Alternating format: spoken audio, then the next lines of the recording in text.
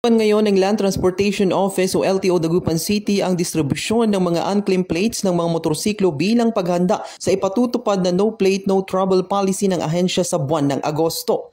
Ayon kay Romel Dawaton, ang hepe ng nasabing opisina na patuloy ang kanilang pagsisikap na maibigay na ang mga plaka sa mga may-ari upang mabawasan ang mga bilang nito sa kanilang tanggapan at maiwasan ang anumang abala sa mga motorista sa pagpapatupad ng nasabing pulisiya. Aniya na hindi lamang sa kanilang opisina isinasagawa ito kundi sa buong rehiyon at karatig na rehiyon bukod sa pagbibigay ng mga replacement plates. Anya bukas ang kanilang opisina tuwing Sabado upang maserbisyuhan ang mga kliyente na hindi nakapunta sa araw ng Lunes o Biyernes, kung saan idadaan pa sa mga protocols of verification para maayos at maproseso sa kanilang sistema ang mga motorcycle plates, lalo na kung hindi pa nakuha sa dealer ang plaka, wala pang actual plates o nag-change class ang motor at iba pa. Samantala, umabot na umano sa mahigit 2,000 ang naipamigay ng rehiyon na plaka sa mga motorcycle owners sa pamamagitan ng mga district offices, habang mayroon namang nasa mahigit 3,000 plaka ang natanggap ng kanilang opisina mula sa regional office na kanila ngayong ipinamimigay.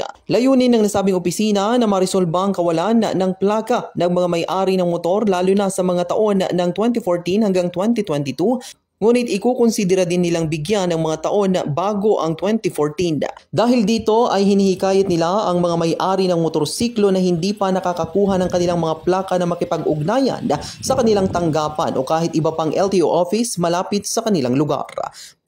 Sa buong Region 1 and of course pang regions, no?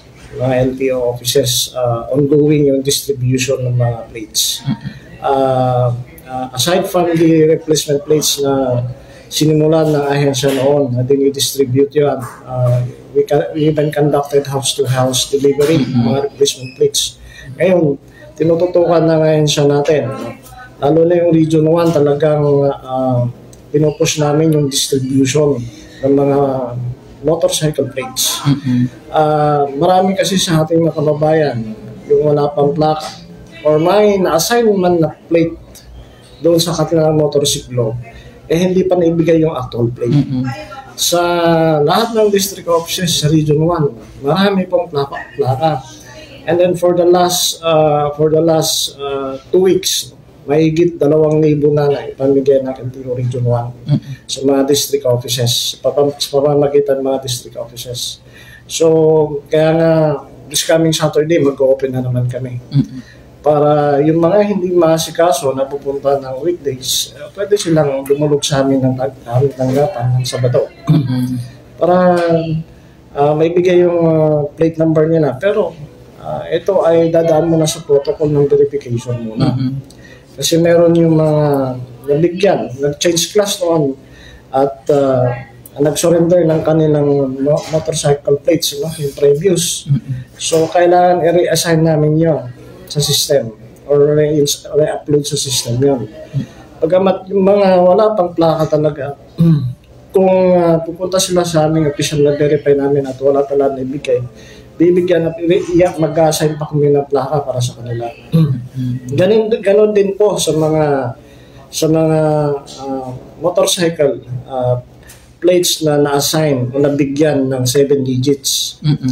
Actually, bibigyan na namin sila ng 6 digits na plate number. So, kung makita namin, for example, yung nagre-registro na may actual plate siya na 7 digit, papalitan namin ito ng 6 digit. So, may mga protocol naman na sa system na ginagawa kami. So, magre-reinsert kami ng mga plaka and then we will issue the actual plate sa mga motor vehicle registrants. So, mga initial registration na sinasabit sa new registration sa regional office actually, meron na marami ng plakang cascading na binibigay ang ating registration. Maraming plaka. Ang re-resolve natin ngayon ay itong mga previous na wala pang plaka na hindi pa naibigay. Doon may na-assign na plaka kasi pero wala pa yung actual plate. Diba? Or walang naka-assign sa system na plate number. At the same time, wala sa kanila yung actual na plaka. Yun ang bibigyan natin ng solusyon ngayon. Kaya bibigyan natin yung mga ganitong claimants ng plaka Tumulog lang sila sa aming opisina, na-verify namin ito. 2014 to 2022. Pero there is a memo now na baka mga baka even previous to 2014, i-consider namin yun. Ito yung mga old design plates. Meron lang na-assign sa opisina namin. Sa LTO Dagupan alone, may mahigit 3,000 kaming MC plates na nirelease ng regional office sa amin. So yun din i-distribute namin. So maliban sa LTO Dagupan, marami din sa ibang mga district offices na-distribute na plaka. No, 2 weeks na kami nagdi-distribute ng plaka, Bombo Oliver. O tuloy-tuloy yan.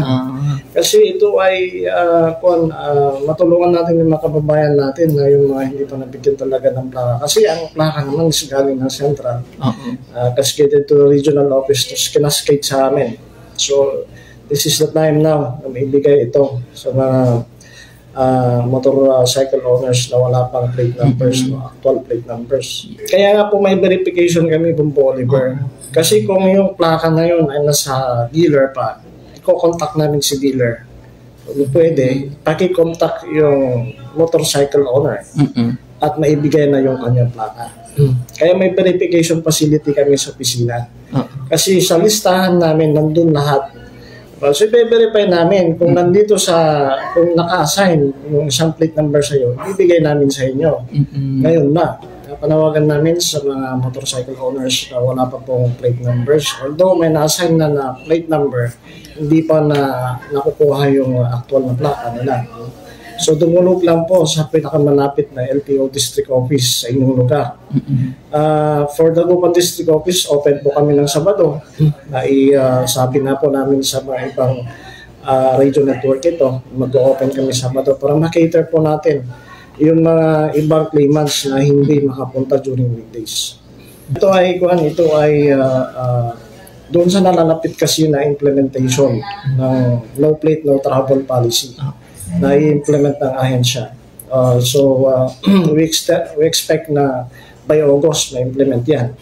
So panawagan namin sa publiko, sa mga wala pa plaka yung kanilang mga motorsiklo, dumulog lang po kayo sa pinakamalapit na LTO District Office sa inyong lugar. Para sa programang Bombohanay Big Time Patrol numero 5, Bombo Oliver Dacomus nag-uulat para sa number 1 and most trusted radio network in the country, Bombo Radio Philippines, Basta Radio. Bombo!